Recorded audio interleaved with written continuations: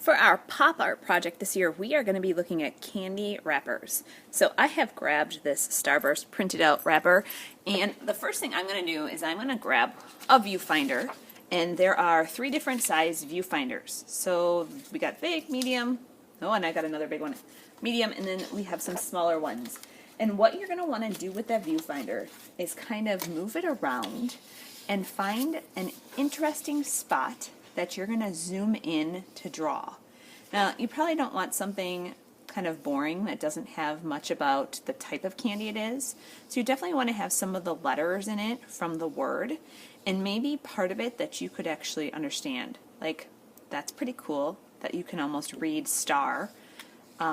If I do this end part, like, I don't know if anybody's going to know what that is if I just zoom in on this part. So find a spot, and maybe it means that you need a bigger viewfinder so you can see more of the label. I think I'm going to go with the smaller one. And I kind of liked that I could see part of the candy, and I tilted it a little bit. It doesn't have to be completely straight. It could also be up and down. That would be pretty cool. I liked that you could see part of the candy here and see a lot of the letters. So once you find a spot, you're going to want to tape that down so that it doesn't move on you. Then I'm going to start to look through this little viewfinder space. So it's taped onto that paper for me. And I'm going to see that the middle of this top is about right here. And if you want to draw right through your candy wrapper, you could do that. So I'm looking to see, like, how could I split this up into different spots to draw it. So my viewfinder is the landscape, the long way. So I definitely want my paper to be that landscape way as well. So on my paper, I'm going to look for those guidelines as well. Where is my paper about halfway? And then up and down halfway. So the center of my paper is about right there. So I know that the edge of that A is going to be about in the middle. So I might even start drawing on that spot. So I'm really spending a lot of my time looking at this picture. If you can remember back to drawing still lifes, we want to draw by looking more at this picture than at our paper. And as I'm drawing, I'm really starting to look at the negative spaces. So this yellow would be negative. It would be a hole in that letter. So I'm looking, how close is that yellow to this edge? And then it's pretty small. Like, this letter gets really chunky in the inside.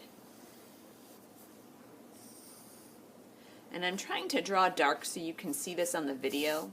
But as you are drawing today, you are definitely going to want to draw light.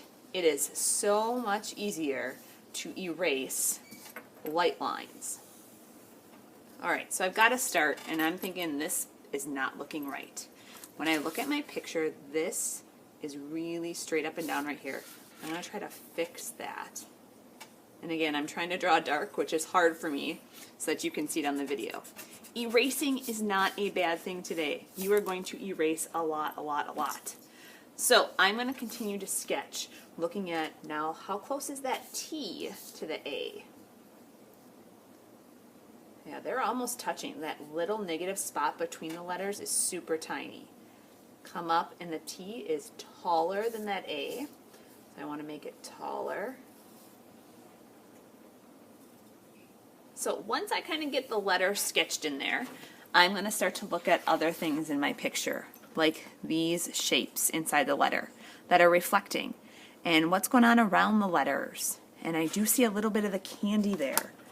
So a finished sketch, hopefully you can see this in the video, is going to go off the paper on all edges. I'm not seeing the whole thing. That viewfinder helped me to chop it up. Now I'm ready to start to think about adding color.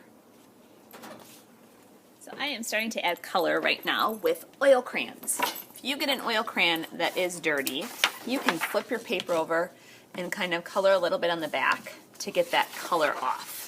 So with this Starburst label, I am starting with the background, the yellow part, because it's so much lighter. I know that with oil crayons, colors like to smear. So the minute I put red on this paper, it's probably going to rub a lot. So I'm going to start with yellow. And just for the sake of this video, I am looking at this picture and I'm seeing, oh wow, around that T, it has a lot of white. So the cool thing about the oil crayons or oil pastels is you can blend colors really well. So I'm just putting some white right on top of that yellow and it's making it lighter. I also noticed that it has this orangish color around the top of the T, this line of color, and I can add that really well and get it to blend. I would not be able to do this type of thing with marker. So once I kind of get a little bit started on here, I can even smear with my finger to get those colors to blend. That's looking pretty cool. The red on top of there will look nice too, but I want to be careful about those spots that are shining.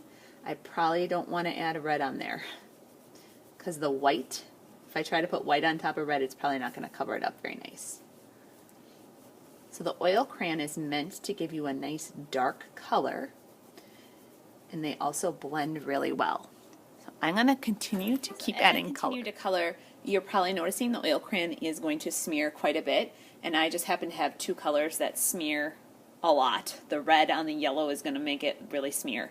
But I'm trying to use it to my advantage because there is quite a bit of orange in this wrapper. So I'm just trying to blend these colors. So you can blend with your finger, you can blend with colors on top of colors to kind of make those so they don't stand out so bad. When you're working with oil crayon, you cannot just rub the little pieces of crayon that are coming off. I'm tapping quite a bit if I have a mess on my paper.